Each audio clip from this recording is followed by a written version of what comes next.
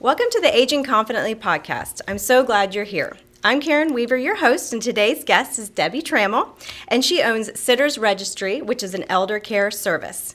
Thank you so much for being here, Debbie. I think this is going to be a very interesting topic. I feel like a lot of times when I have questions, there's about these kind of things, and talking with girlfriends that they have questions, that a lot of people have questions. So this is going to be great. Before we get started about elder care and that topic, tell me a little bit about how you got into the business, I guess, and what led you to Sitters Registry. Well, it's kind of an interesting story, I guess, but, I've been doing this for about 30 plus years, wow. 32 or 3. So after my children were born, I stayed at home, stay-at-home mom. And then after a little bit, like 3 or 4 years, I thought, I want to do something. Mm-hmm. So just kind of out of the blue, a friend of mine called and said, would you be interested in like a business you could work from home? And I'm thinking, yeah, I probably would. So a friend of hers that I didn't really know,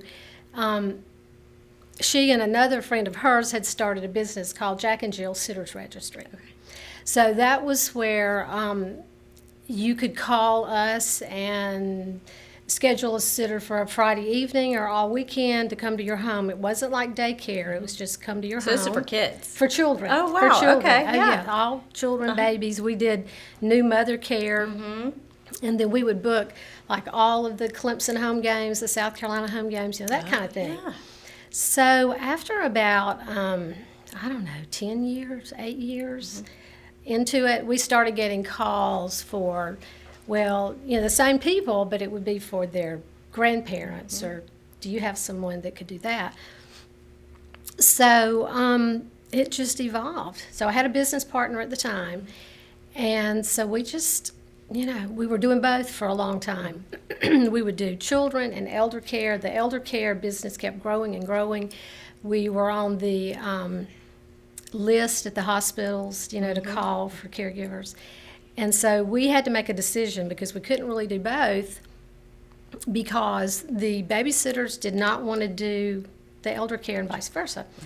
So we dropped the babysitting, and we had a lot of unhappy moms. I bet. But I really felt like someone would pick it up and run with it, but they didn't. So we just focused all of our efforts on elder care. So was that, you feel like the demand was more and more, yes. more calls for that than the other? Yes. Wow. But you have to remember too, this was 30 years ago, and we were the only show in town. I mean, we were in Pickens County, always have been. There were very few, if any, home care services in the area. Yeah. I mean, it wasn't a big business then like it is now. But of course, through the years, it's become more and more. So we cover Greenville County and Pickens County. We're one of hundreds of home care services now. But what makes us a little unique is that, we're privately owned. I still own the business. It's not a franchise. And I'm not saying franchises are bad. It's just different, so. Well, it's definitely the personal touch when it comes from you. And I know you personally and how caring and compassionate you are, and passionate for the business. And it definitely, you have your soul in it. And you look at those people, every day that work with you and for you and your clients. So I can see why that would be different. But, that's how it started. And it wasn't like I had this tremendous vision. It's just, it evolved. Yeah. It really did. Well, I bet you are getting busier now as that baby boomer generation is getting older. I bet it's just, you have job of which security. I am one. As far as the baby boomers, because they actually range from 55 to 73. Okay. So that is, Really? 55? Yeah, 55. Wow, I didn't realize it was that. Baby boomers are considered those born in 1946 to 1964. Okay. Wow. So, and there's 10,000 a day that are going into retirement. Wow. So, the thing about that is that the resources are getting harder and harder to come by because even, Social Security, and nobody can just live on that, it seems like anymore. And health care costs are just It's staggering. It is. It is. It is. And we will definitely talk about some of those kind of practical money matters, especially like long-term care insurance. I do want to get into that. But there's a lot of us out there that are kind of those bookend kids where, we're raising our own kids, but then we have parents who are getting older. And I want to say in the beginning here that I'm so fortunate to have both of my parents still alive, because I have lots of friends who've lost one or both parents. So it's a privilege, to have our parents still. And we want to help them in the best way possible. We all have, probably most of us have good intentions, for our parents. And the Google and the internet can be great, but it's also so overwhelming. You don't know what information to trust and where to go and what do I need to know now. So for myself, as being in my 40s, but then also for my parents, for their care, because I know some of these decisions are very time sensitive. So we'll just dive right in. I'm going to start with one of my friend's questions, because I think this is the main part of the topic too. Her question was, how do you help when your intentions are pure but your input is unwanted? Yeah, we deal with that on a daily basis. And, I find that most of the time that's going to be a daughter, not a son, because for some reason, sons seem to be, I'm not going to say more respected, but mom and dad are going to kind of look at them in a different way than they do the daughter. The daughter is the caregiver, the nurturer. The son is, he's more the business part of it, But it's really wonderful when both can work together. But there's no easy answer for that. You've got to build that relationship, and you have to be strong as the child to persevere. To even, you have to take some of that criticism. And just realize that you're doing the right thing. The really hard decisions are the ones about whether they're to stay at home or go to a facility. And sometimes staying at home is not an option. It really isn't. Now, when we go to the home, we can help with a lot of those day-to-day activities, the activities of daily living, it's called. And that will help that daughter a little bit, or the son, or the child that's getting the negative feedback, But a lot of times we find that even though the mom and dad are pushing back, once we get started and they build a relationship with that caregiver, then everything is okay. Yeah. And then all of a sudden the daughter who's, done all this, it's okay now, So I think a lot of it is just perseverance. So we can expect maybe some rough waters, but that doesn't necessarily, it's just like teenagers. Exactly. It doesn't necessarily mean exactly pull right. back and throw your hands up. It means just stick yeah. with it and work through it, and probably you most have times. to. Yeah. You can't just say, okay, I'm done. Right. Yeah. You can say it, but it's not practical. No, yeah. it's not. So I know every circumstance is different, so we'll just talk in generalities, because I know you even said, a lot of times it depends. So in general, what would you say the appropriate age frame would be to start having these conversations with your parents? So I'll use me as an example. I'm mid-40s. My parents are mid to late 70s. And so I would say, what's the appropriate timing, and what are some good questions to start that dialogue with our parents?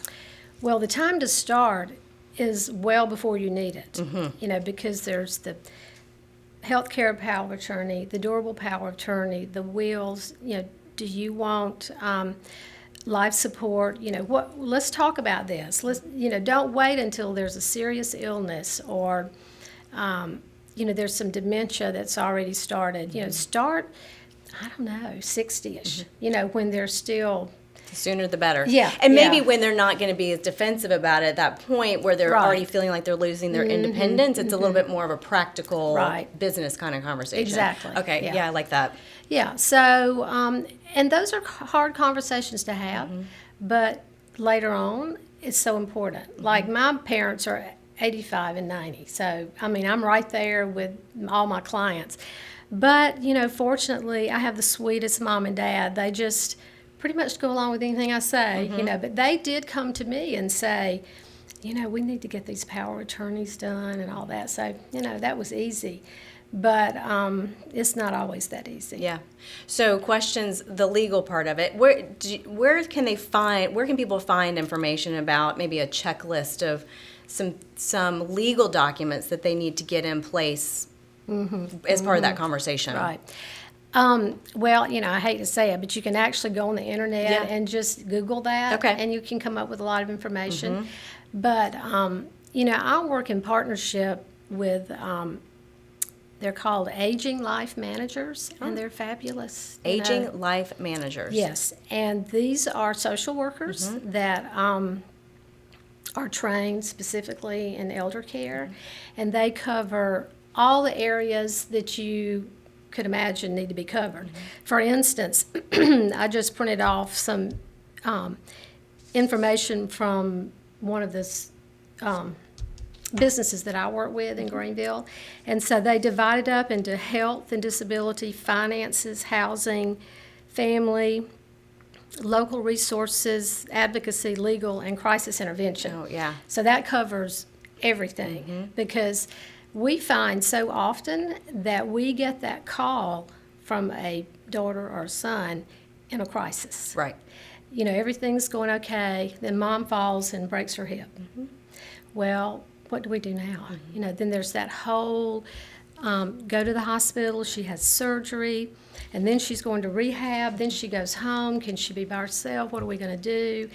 We don't have the money to put her in a facility. It's just on and on and on. So these Aging Life Managers are fabulous. Where do you find them? Well, I'm sure she wouldn't mind me mentioning her name, but I work with Bonnie Silberman at Geriatric Resource Services, and in Greenville, they are wonderful. Okay. And there's others in Greenville, but I've just always worked with her.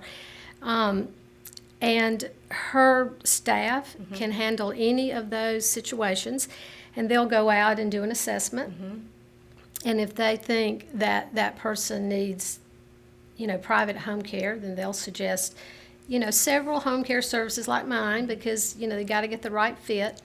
Well, they may not be able to stay at home, so then they may recommend a facility. And then you navigate that whole, well, where do you go, and how much is it going to cost? And, it's really, the cost of aging is mind-boggling. Significant.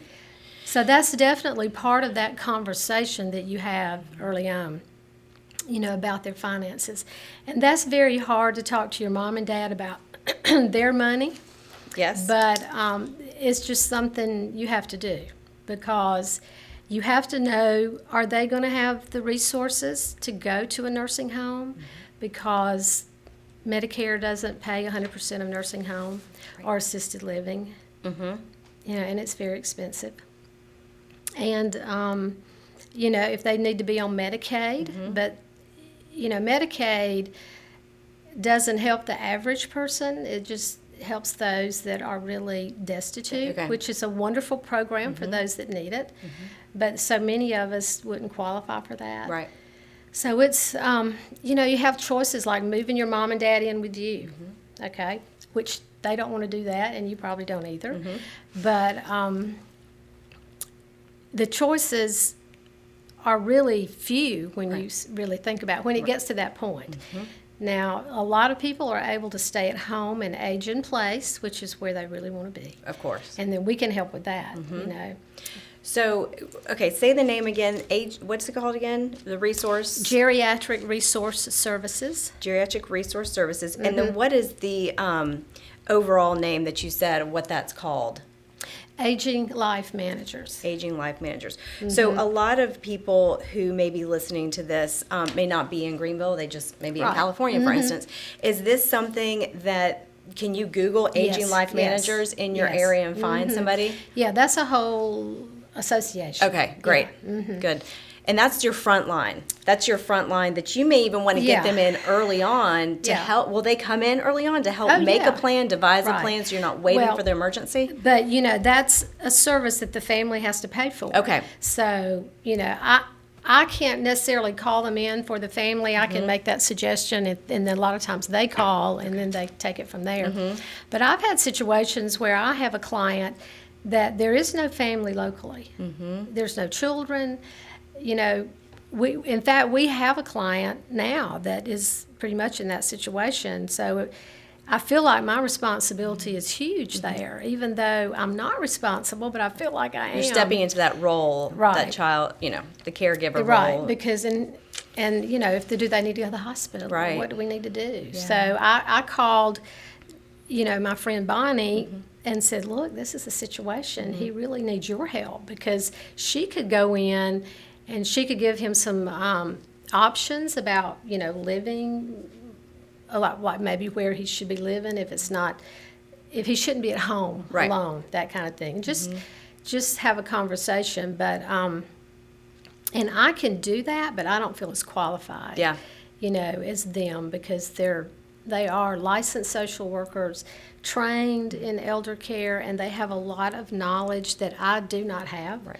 Especially that legal and financial piece of it. That alone is, just like anything, financial probably causes the most stress. And losing the independence and the control. I've seen that with my grandparents, that grasping for control. But financial, that's a big part of it, is the control, huge. Because you then don't have as many options in decision making that you might have if you have the resources.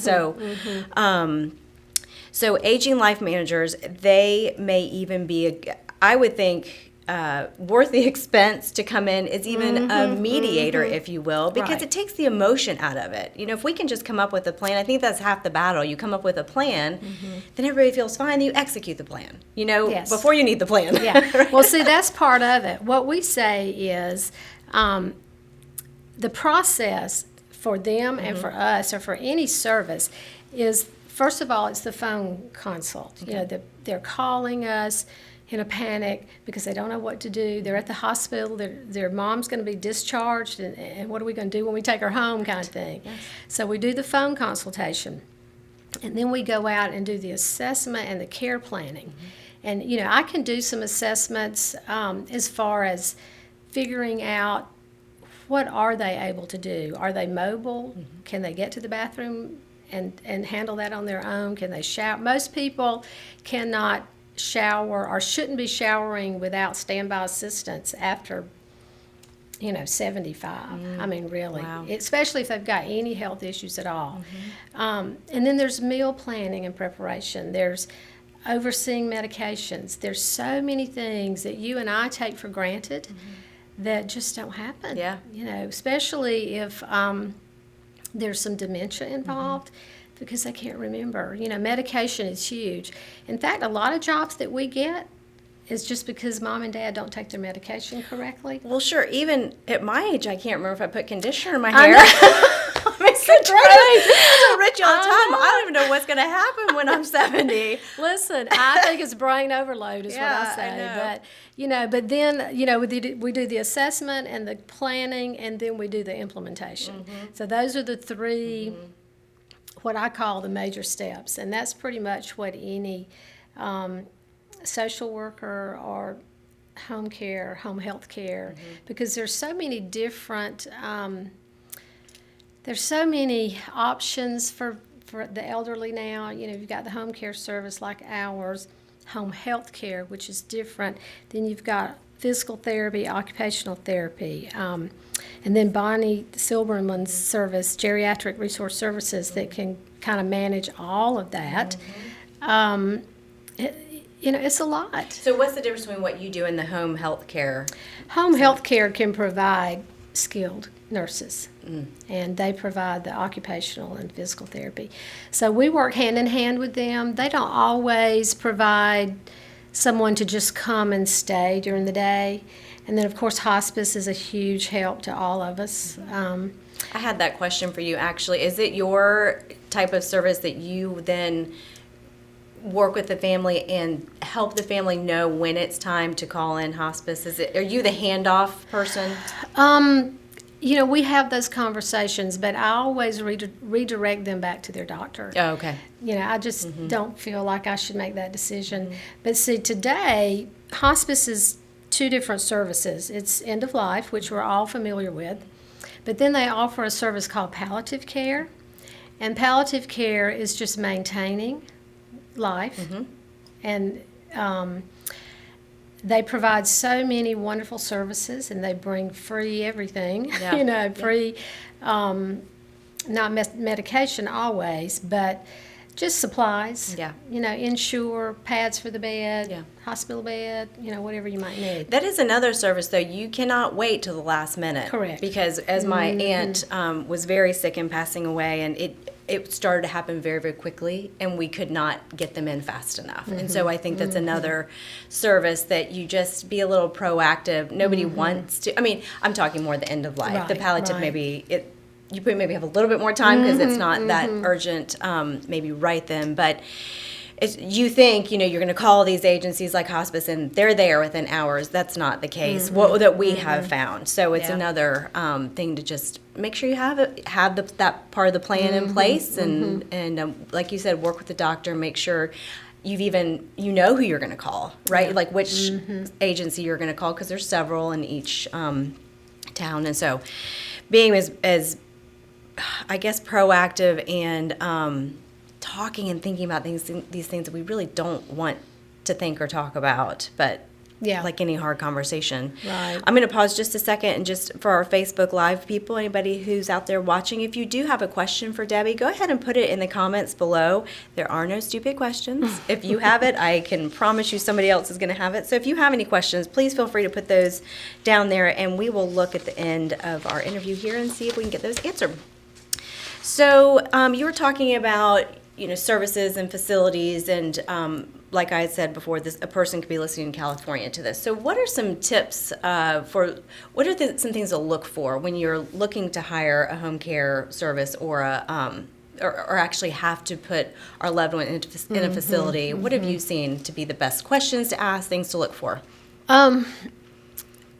Well, for our area, and I'm assuming all across the country, I mean, first of all, people are looking for qualified individuals, and they're looking for dependability. That's huge. That is huge. So in South Carolina, we're required to be licensed by DHEC.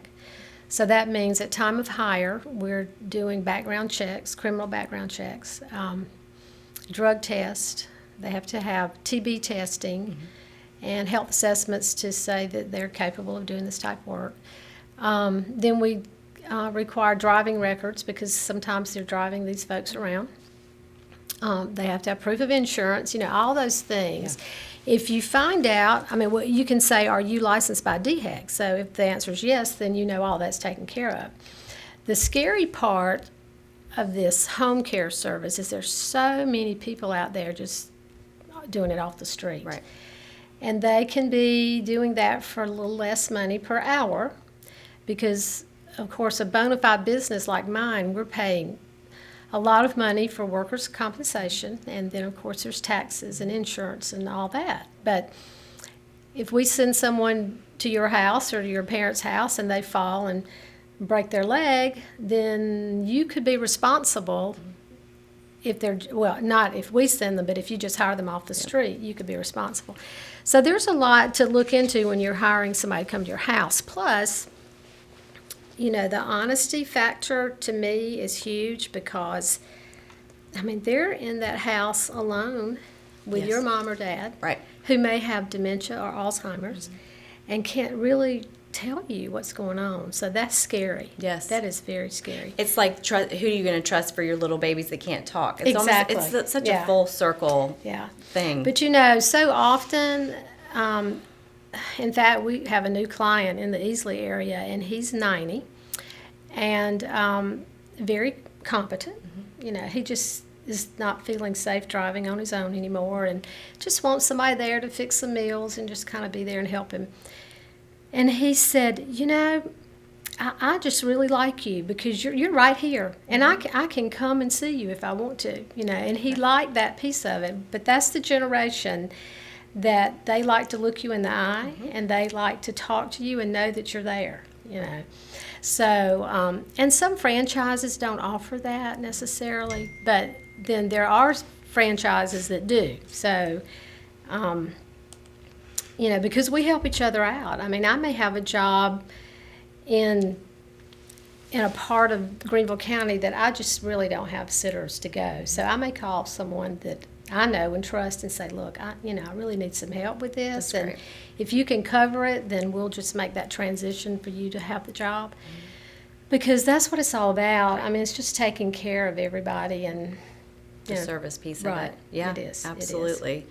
So DHEC or whatever the right organization is in somebody's area, making sure they're licensed with them. Any of the red flags, like, especially with the facility, I think it's so hard. I feel like sometimes they put their best foot forward. They do. And it's hard to know what that particular care, and I guess there's really no 100% guarantee. No, there's not. Yeah. Not with anybody. Yeah. I have done this long enough that we've had clients probably go to every facility in the area. And I get feedback from the family. And then I have a lot of families that ask me, what is your experience? And, I'm honest with them. Good. Because I would want to know. Absolutely. So it's finding that team in your local area, a service like yours, that you can also use that expertise when that next level comes. And, everything is so mobile, and you can go to all these services websites and look at the reviews. But, don't be afraid to say, could I speak? Is there any way I could get in touch with any of your previous clients or current clients? And, so of course I will check with them first to see if they want to do that. Yeah. But, if you don't have anything to hide, it's okay. That's right. But, it's just making sure that the caregivers are, that's really what they are. They're really caregivers, and they're not just doing it for the money. Right. Yeah.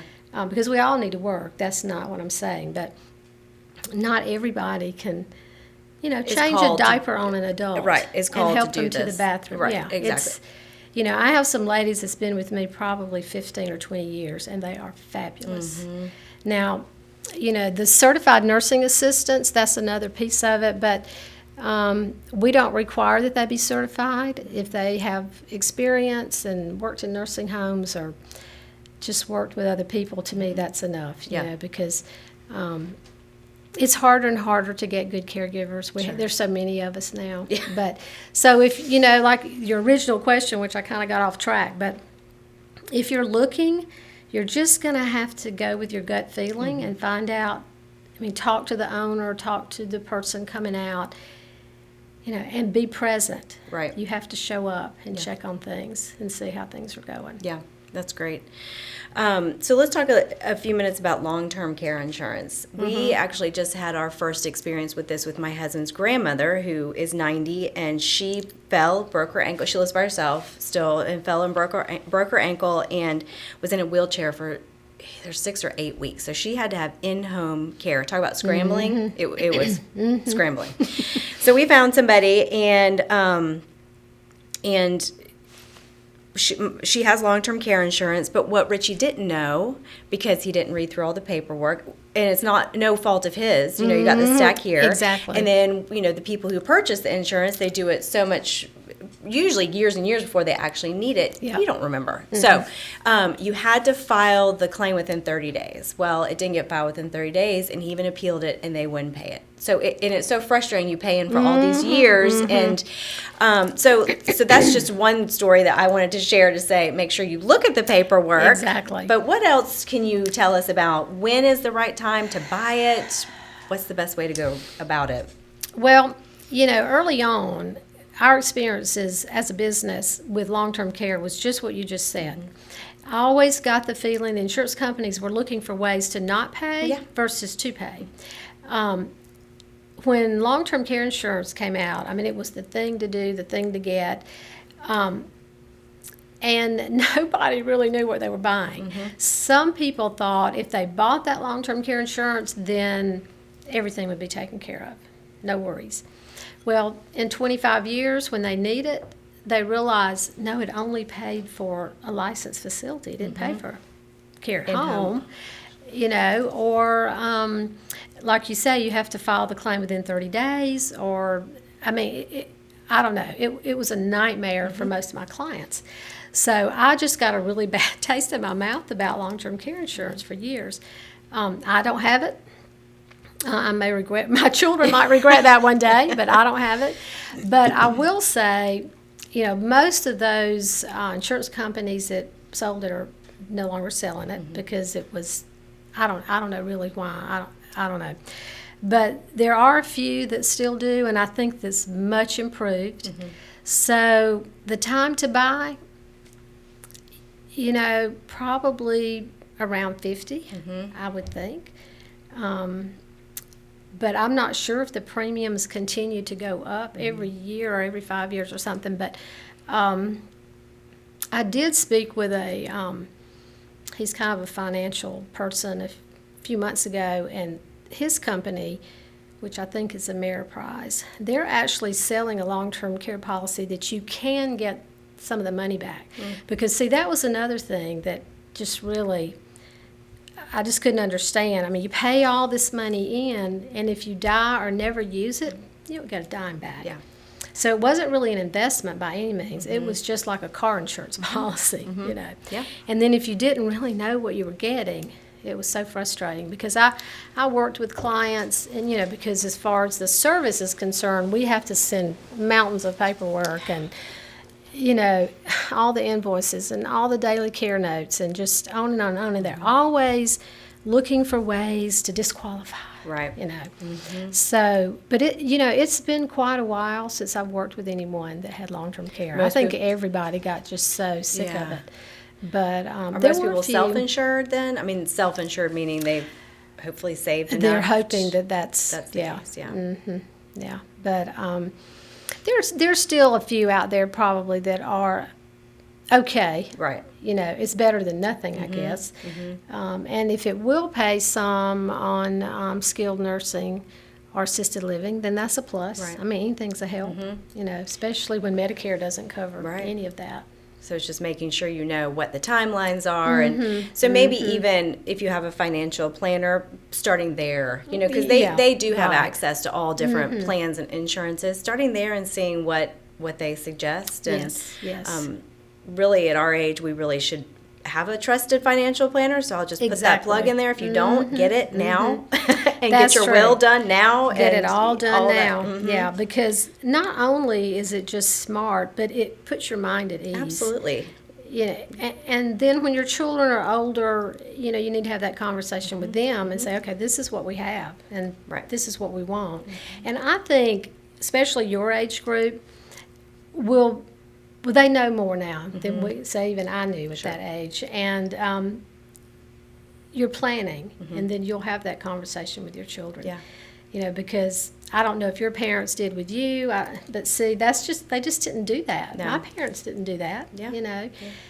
They're, like I said, they're sweet, and they've thought about it in the last 5 years, but they're very healthy too. We haven't had to, worry about any facilities or home care or anything for them. So it might have been very different, had they been sick. Right. So, but having those conversations early on is, just very important. Yep. So we talked a little bit about legal, and so finding a agency like Aging Life Managers will help with kind of the checklist there as well. Right. I guess this is kind of a selfish question a little bit, but my sister's in Chapel Hill. My parents are in Chapel Hill now, and so she's front line, and I'm here. And she's a physician, which makes it even a little bit more intense for her, I think, because with the things that my parents are going through as they're getting older, especially my father, they look to her for a lot of information. And I hear things third hand, that of what's going on. So are there any tips you can share for siblings who definitely both want to be involved, but you're geographically, maybe there's more of one frontline person? Anything you've seen that has been helpful for navigating that? The frontline person typically is the one that lives the closest and that they see the most frequently. It's all about family dynamics. Yeah. If you and your sister have always had a good relationship and with your parents, it's probably going to continue. Okay.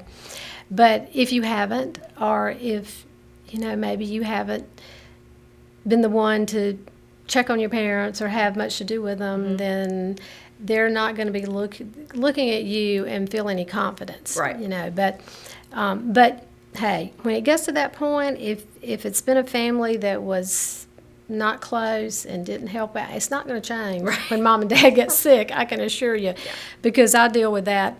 Probably the family dynamics is something I deal with mostly. I bet. You're probably very much part therapist. Yeah, I do feel like sometimes I need to hang out my shingle. Right. But it's usually what I find, it's the one that's the closest, and it's usually a daughter, and it's usually just one person, the one.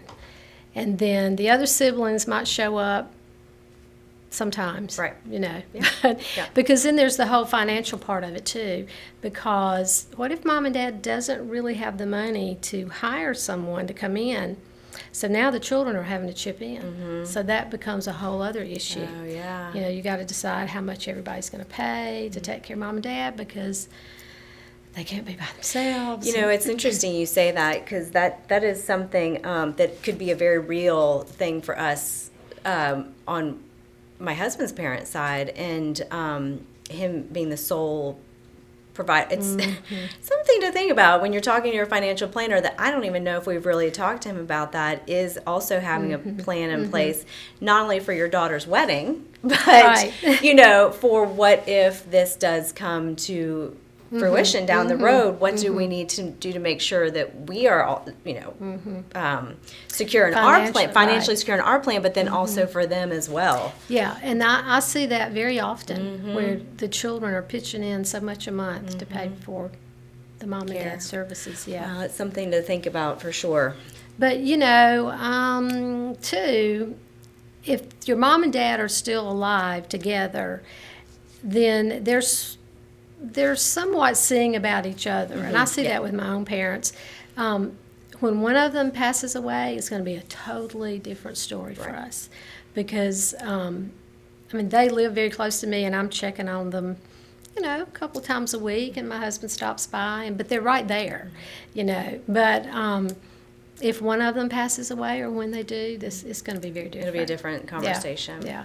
So because it's that one that's left behind is going to need so much more attention and care and checking on, and you know, that kind of thing. That's true. But and I do think it is just checking on them and seeing how they're doing, because another thing we find is that when you talk to them on the phone or just go by for a brief visit, everything's great.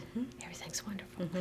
You know, and even with my clients, they can just really put up a big front of being okay when the children are around, but then when it's just them and the caregiver, it's totally different. Interesting. You know, because they can really, I mean, they want to be on their best when their children are around, or somebody like me, or you know, that's coming out to do an assessment. Oh, I can cook, I can take my medicine, but you know, it's not happening.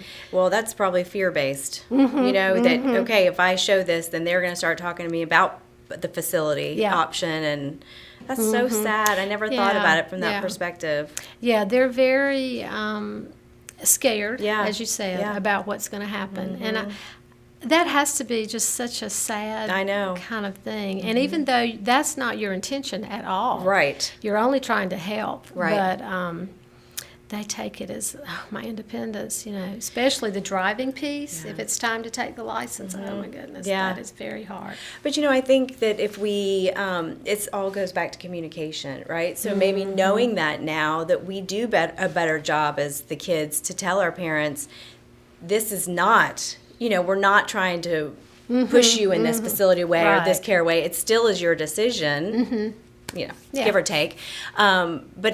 But just saying it, you know, rather than them having this fear over here and then you're getting frustrated over here, just to really talk it through. It is better to talk it through, which is hard sometimes, but I do think once you do it, it kind of puts everyone at ease. Right. Because if you say, look, we're just thinking down the road, and we want to know what your thoughts are. What do you want to do? You know, where do you want to stay here with caregivers around the clock, knowing the cost, you know, what the cost would be?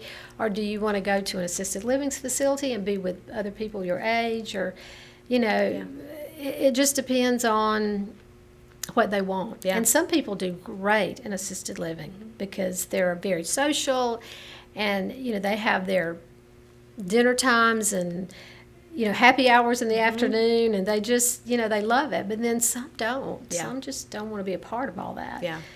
So it's just hard, you Yeah, know, it to is. navigate those waters. It really Absolutely. is.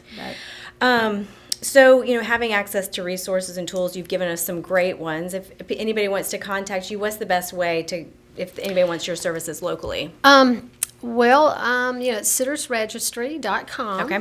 And then our Facebook page is Sitters Registry. So, we're always there, and the phone, it's 24/7 with healthcare. No holidays, no. Is that right? weekends. You have Yeah. somebody's always manning the phone? Yeah, we're always available 24/7. Now, that doesn't mean you can call me at 2 in the morning and I can have someone at the hospital or whatever by 3. That just doesn't happen. But, we can answer questions and be available the next morning or whatever, But we have to have that 24/7 piece because we have sitters that get sick early in the morning and can't get to their job, and we have to know about that. But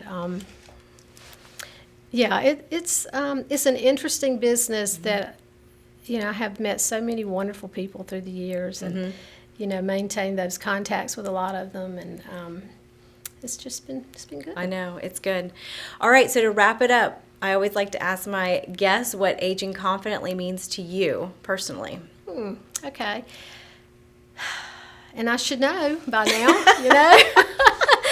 But I think it's just being comfortable in your own skin. I like to surround myself with strong women, friends, which I do have. We've all been through all kind of things, good things, bad things, losing a spouse or losing parents, fun things like grandbabies, and but I think having somebody, other women to go to and just talk about things, and just being comfortable, with how you feel and how you look. I think we all struggle, as you know, with appearances, and but I have learned through the years that do the best you can. Yes. At the end of the day, be happy with what you did, what you said, where you were. Yeah, I love it. I think that's important. That's great. Well, thank you so much for all this wonderful You're information. welcome. I know it's going to be helpful not only for now, but it's a great resource for when people might need it in the future. And I think the main point is actually don't wait till the future to talk about it now That's and right. create a That's plan. right. So Yes. that's great. Thank you. And thank you so much for listening. I hope you've learned something today that is helpful to you. If so, please share this podcast with your friends so we can grow our Aging Confidently tribe. Please go to either iTunes or Google Play, wherever you listen to your podcasts, and subscribe, rate, and review.